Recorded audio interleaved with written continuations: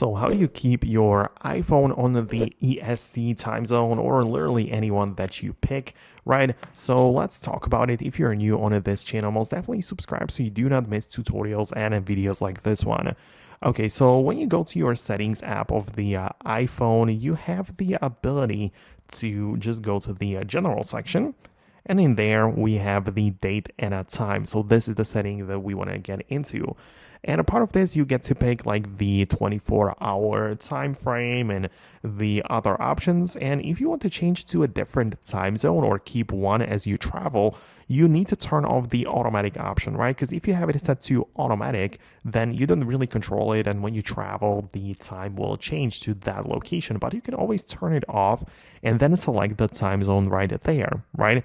So you can, for example, specifically choose the time by using the slider if you want to be really specific, like you can literally change the amount of minutes, right? But it's much better to just tap on the time zone and choose a different time. So you can look up a city or the country where you want to use the time off instead of using it or setting it automatically, right? And then when you travel, it's just gonna, stay the same way, or it will not change at all.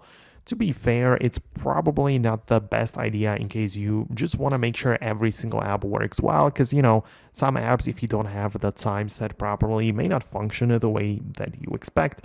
There might be some other complications as well, but, you can change it up like this. So let me know in the comments below if you managed to do what you needed.